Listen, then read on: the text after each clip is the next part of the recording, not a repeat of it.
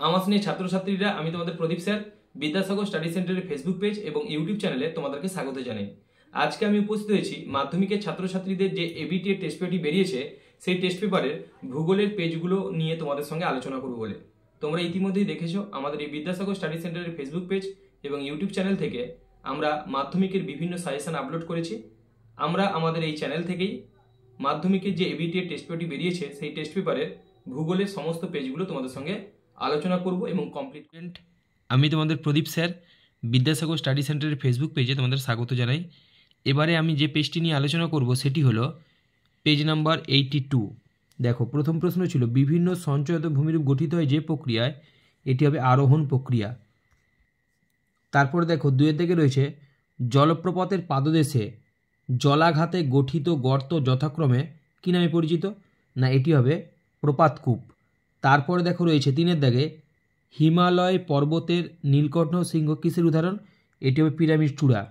তারপর দেখো রয়েছে ঋতুভিত্তিক প্রবাহিত সাময়িক বায়ু হলো মৌসুমি বায়ু।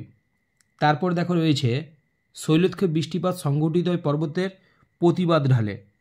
তোমরা মনে রাখবে যে প্রতিবাদ করলেই মার খেতে হয়, মানে মার খাওয়া মানে বৃষ্টিপাত, অর্থাৎ প্রতিবাদ ঢালে শৈলক্ষে বৃষ্টিপাত হয়, আর অনুবাদ ঢালটি হবে বৃষ্টির ছায়াঞ্চল। তারপরে দেখো একটি উষ্ণ সমুদ্র স্রোতের উদাহরণ হলো নিরক্ষীয় স্রোত। তারপর দেখো রয়েছে ফ্লাই অ্যাশ কোন প্রকার বর্জ্যের উদাহরণ, এটি হবে শিল্প সংক্রান্ত বর্জ্য। তারপর দেখো রয়েছে কারিওয়া মৃত্তিকা দেখা যায় কাশ্মীর উপত্যকায়। ভারতের বৃহত্তম সেচ খাল হলো ইন্দিরা গান্ধী ক্যানেল। কর্ণাটকে আম্রবৃষ্টিকে বলা হয় চেরি ব্লুজুম। তারপরে ভারতের চা গবেষণাগার অবস্থিত জোরহাটে।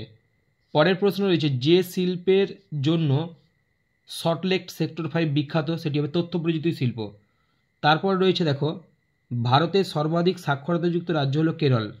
পরের প্রশ্ন ছিল ইসরো সদর দপ্তর যে শহরে অবস্থিত, সেটি হবে বেঙ্গালুরু। তারপরে দেখো চলে যাচ্ছে আমি শুদ্ধ অশুদ্ধতে। তার প্রথম প্রশ্ন ছিল দুটি নদীর মধ্যবর্তী অঞ্চলকে বলা হয় দোআব, এটি হবে শুদ্ধ। তারপর দেখো রয়েছে ট্রপোস্ফিয়ার উচ্চতা বৃদ্ধিতে উষ্ণতা বৃদ্ধি পায়, এটি হবে অশুদ্ধ, কারণ ট্রপোস্ফিয়ারে উচ্চতা বৃদ্ধির সঙ্গে সঙ্গে উষ্ণতা হ্রাস পায়। তারপর রয়েছে দেখো আপেক্ষিক আর্দ্রতা শতকরা এককে প্রকাশ করা হয়, এটি হবে ঠিক। তারপর রয়েছে দেখো মুখ্য জোয়ারের বিপরীতে গৌণ জোয়ার তৈরি হয়, এটি হবে ঠিক। তারপর রয়েছে ভারতে রাজ্য পুনর্গঠনের অন্যতম ভিত্তি হলো ভাষা, এটি হবে ঠিক। তারপর রয়েছে দেখো মরু উদ্ভিদ সরলবর্গীয় প্রকৃতির, এটি হবে ভুল, কারণ মরু উদ্ভিদ জেরোফাইট প্রকৃতির। তারপরে দেখো রয়েছে হীরক চতুর্ভুজ রেল পরিবহনের সাথে যুক্ত, এটি হবে ঠিক, কারণ হীরক চতুর্ভুজ রেল পরিবহনের সঙ্গে যুক্ত, আর সোনালী চতুর্ভুজ তোমার সড়ক পরিবহনের সঙ্গে যুক্ত। তারপর দেখো শূন্যস্থান পূরণ আমি খাতায় তুলেছি। অর্ধচন্দ্রাকার বালিয়াড়ি ড্যাশ নামে পরিচিত, এটি হবে বারখান। তারপর দেখো দুইয়ের দিকে ছিল ড্যাশ বায়ুস্তরকে পৃথিবীর ছাতা বা সৌরপর্দা বলা হয়, এটি হবে ওজোন স্তর। তারপর রয়েছে দেখো বৃষ্টিপাত মাপার যন্ত্র হলো ড্যাশ, এটি হবে রেনগজ। তারপর রয়েছে নর্মদা ড্যাশ নদীর উদাহরণ, এটি হবে পশ্চিম বাহিনী নদীর উদাহরণ। তারপর রয়েছে দেখো পাঁচের দাগে নীলগিরি পর্বতের সর্বোচ্চ শৃঙ্গ ড্যাশ, এটি হবে দোদাবেতা। তারপর রয়েছে ছয়ের দাগে দেখো ঝুম চাষ হলো এক প্রকার ড্যাশ কৃষি, এটি হবে স্থানান্তর কৃষি। তারপর দেখো রয়েছে আরএফ কথার পুরো অর্থ কী, এটির অর্থ হবে রিপ্রেজেন্টেটিভ ফ্র্যাকশান। তারপর দেখো এক কথায় উত্তর ছিল, এর প্রথমটা ছিল মহাদেশীয় হিমবাহের বরফমুক্ত পর্বত শিখরকে কী বলে, এটি হবে নুনাটাক্স।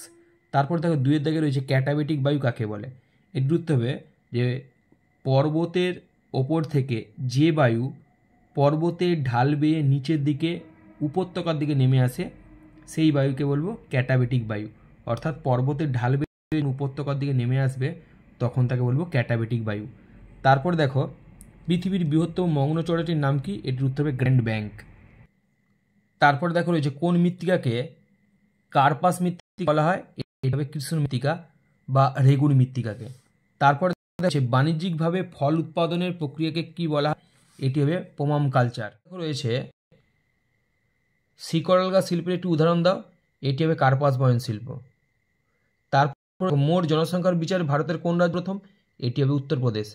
তারপর দেখো রয়েছে উপগ্রহ চিত্র কী রূপে প্রকাশ করা হয়, এটি হবে ত্রিমাত্রিক রূপে। দেখো বাম দিকের সঙ্গে ডান দিক। তার প্রথম ছিল এলনিনো, এটি হবে খ্রিস্টপুত্র। তারপর ছিল মেঘালয়, এটি হবে শিলং। তারপর ছিল দেখো পাঞ্জাব, এটি হবে সবুজ বিপ্লব। তারপর ছিল দেখো দেরাদুন, এটি হবে সার্ভে অফ ইন্ডিয়া। তোমাদের ভালো লেগে থাকে তাহলে ভিডিওটিকে বন্ধু বান্ধবদের সঙ্গে শেয়ার করো, এবং আমাদের এই চ্যানেলে তোমরা যদি নতুন হয়ে থাকো তাহলে আমাদের চ্যানেলটিকে সাবস্ক্রাইব করবে এবং বেল অপশনটি ক্লিক করবে, যাতে আমরা কোনো নতুন ভিডিও দিলে তোমরা তার নোটিফিকেশন পেতে পারো। সকলে ভালো থেকো এবং বিদ্যাসাগর স্টাডি সেন্টারের ফেসবুক পেজ এবং ইউটিউব চ্যানেলের সঙ্গে জুড়ে থেকো।